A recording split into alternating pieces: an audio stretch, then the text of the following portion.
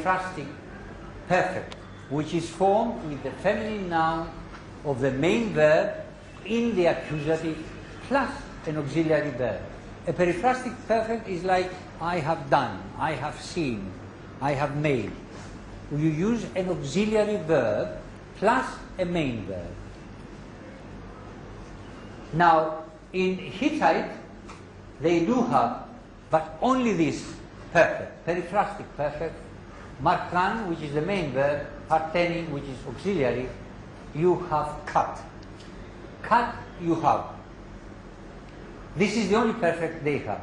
Now, Vedic has all three perfects, and Avesta. All the other branches have got only two or one. So again, Vedic has preserved more than the other branches.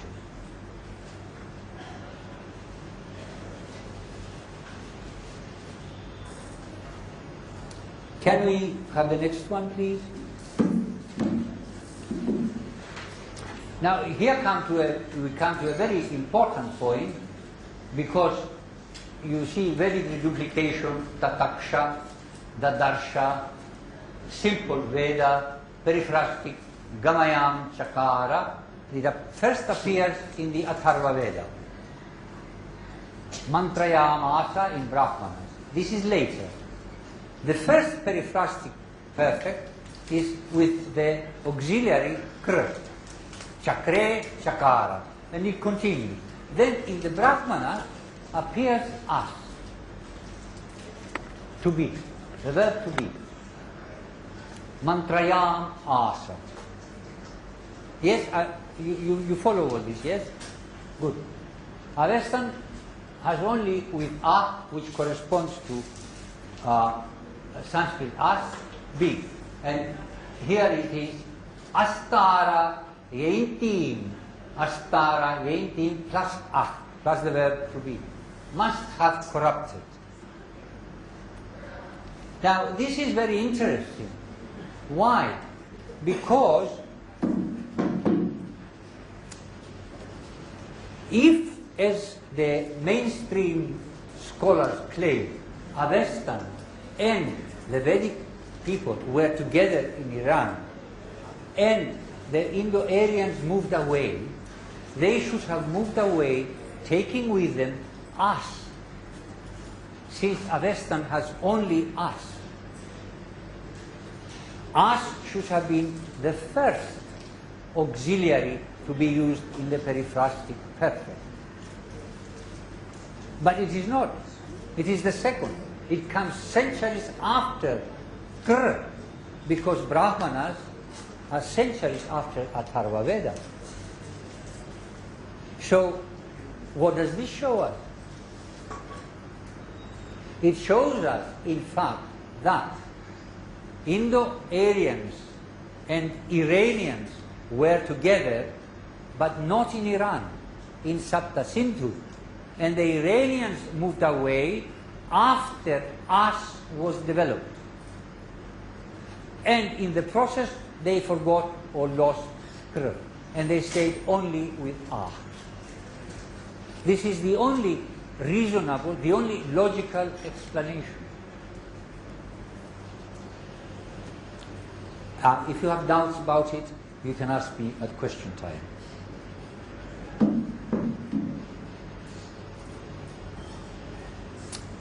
Next one, please.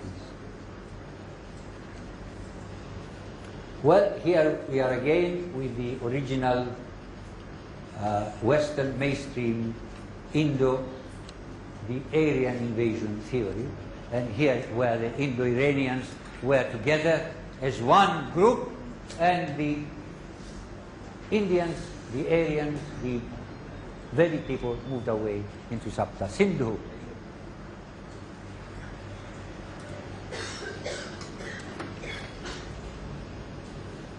Next one, please. Now, this shows the great, very close relationship between Avestan and Sanskrit. You see very easily the connection. Of course, the original Sa in Indo-European, in Avestan became Ha.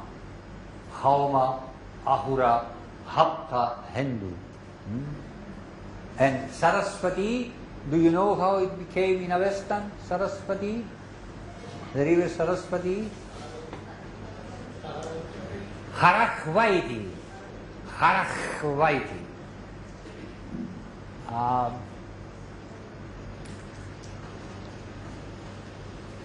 It's very interesting that the Western people remember that they lived in a country which was called Hapta Hindu. It's also very interesting that from the middle period onwards of the Rigveda mandalas, the term Sapta Sindhu is being used. It is not being used in the early mandalas. 3, 6 and 7.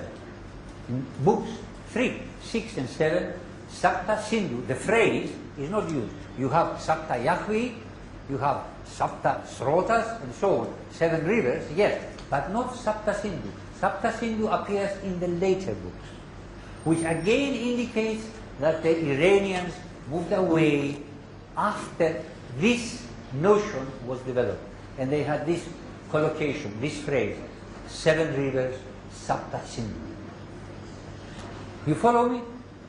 Good. If you don't, ask me at question time. Next one, please.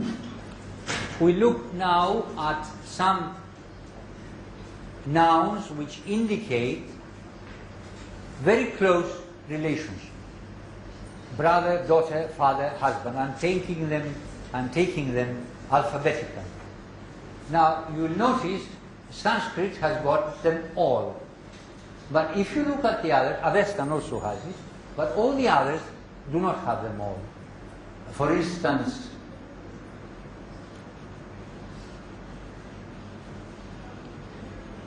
Hittite hasn't got brother. Celtic hasn't got daughter. Baltic, Slavic and Hittite hasn't got the word for father. Isn't it interesting? I mean, what could be closer than having a father? So why would you change this word? You would only change it because you've lost it, because you've traveled away, it got forgotten, and you met other people and you borrowed their noun for father. And the same with the rest of it. The next one, please. Here we've got other, mother, sister, son and wife or mistress. Again, observe here the wife. It's not in Tocharian, Armenian, Hittite, Italic, that's Latin, Celtic, Germanic, Slavonic. All these languages do not have the common name Patni, Avesta, Pasni, Greek Potnia, Lithuanian Patni. These 4 languages retained it, but the others lost it. And you have a different word here, a different word there, different word there, different. It's not as though you've got another word that's common to them or is common to 2 of them. Each one of them has got a different word. Now this again indicates that this is the correct word and that these moved away and lost it.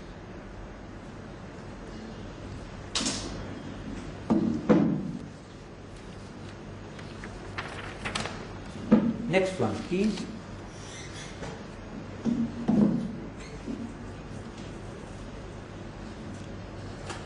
Now, there are many aspects that one could examine in the Rigveda, but I'm taking philosophical, religious, linguistic and so on. But I am taking just a few here, the religious side, the philosophical side if you like. There is polytheism. There are many deities as in all other Indo-European branches. Agni, Indra, Varuna and so on. Dozens of them. There are 33 in fact, but there are more than 33 as you know. There is also henotheism because different hymns praise a different deity. So that means that the family which produced that hymn worshipped that deity more than others. That's henotheism. But then you have also monotheism. That is, all deities, all worlds, all creatures come from one, which remains unmanifest. All gods share in the asuratva, in the lordship, in the divinity which is one and great. Great and one is the divinity of all gods. Then Dirghatamas, that great poet of the first mandala, 164-6, Ekam sad vipra bahudha vadanti agnim yamam matarishvanam ahu. And before that he says Indra, Varuna, Indra, Mitra, Varuna, and then Surya, Garutman.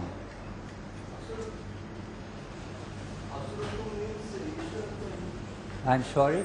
Asuratva. You are interpreting differently things. Asuratva means not God, demonic. No. Just wait till question time, please. Don't interrupt me while I'm speaking. At question time, you ask as many questions and you bring as many refutations as you like. Okay? But not now. In 1090, you know the Purusha Sukta, everything in the universe is produced from Purusha's different parts.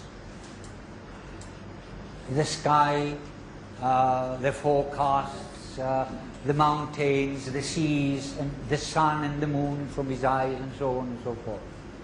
Then in the famous Nasadiya Sukta, Hanid Avatam Swadhaya Tad Ekam.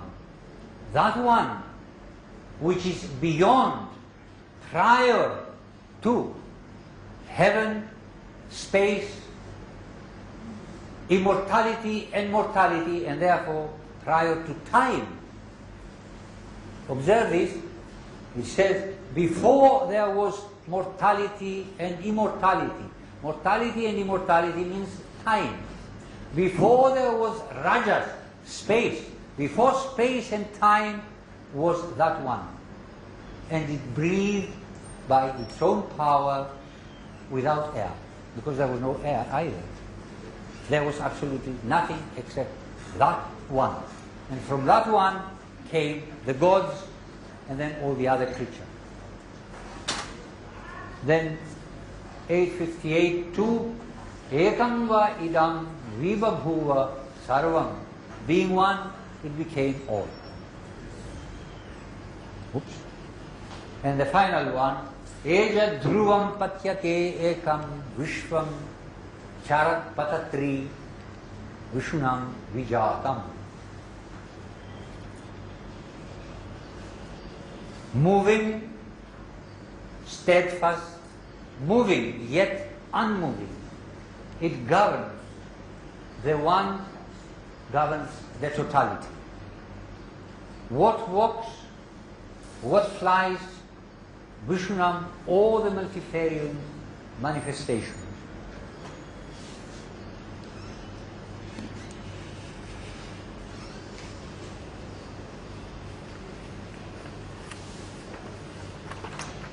Well, I think I've given you sufficient to show you that the Rigved does contain just about all philosophical and religious ideas that you may meet anywhere else.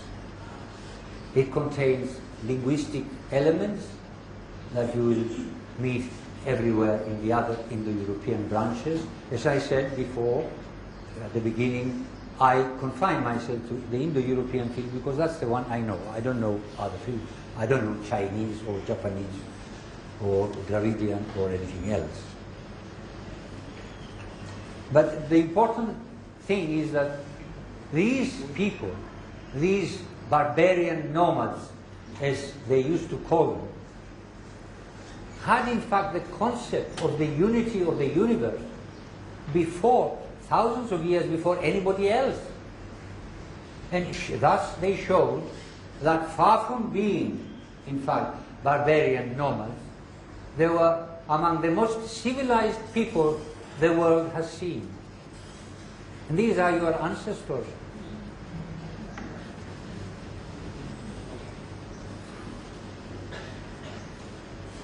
Now,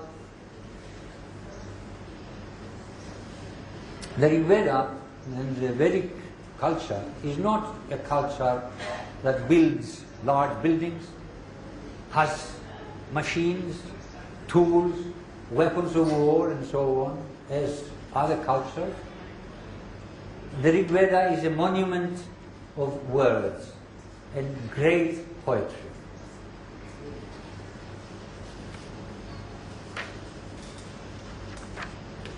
Next one, please. Well, we go back to our initial position where we have the 5 tribes living peacefully, sometimes not so peacefully. They did have their quarrels, and expanding outwards. Now, and this is very, very curious,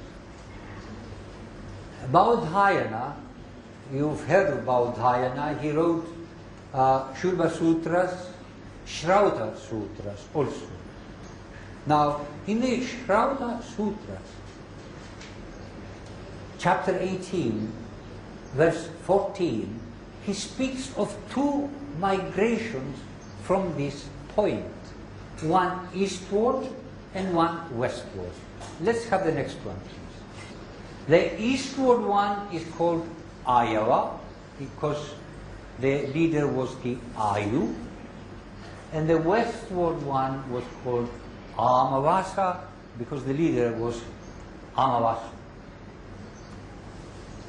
Now, the eastward migration went into the Gangetic plain, and there developed the Gangetic civilization, the 16 Jampadas, and so on and so forth. What's of interest is the westward migration, because he talks about Parshus. First of all, he talks about Gandharis, then Parshus, and then Arathas. Now, Gandharis are obviously these chaps here. Parshus are obviously these chaps in Iran, in Persia. Who are the Arathas? Now, in the Caucasus mountains, there is a mountain called Ararat. Have you heard of it? It's supposed to be the mountain where the Noah's Ark landed after the flood. But below, there is a country and a people and a language called Urartu. So you see, Arathas could be either... The Arathas could be either connected with the mountain Ararat or with the people Urartu. So, in fact, Baudhayana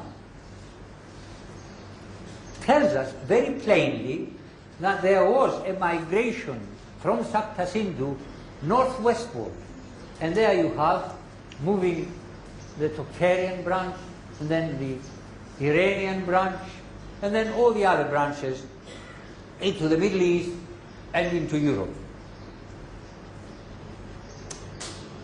Professor Witzel of Harvard translated this passage from Baudhayana, but he played crooked.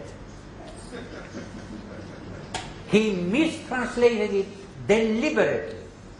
He spoke about the eastern migration and placed it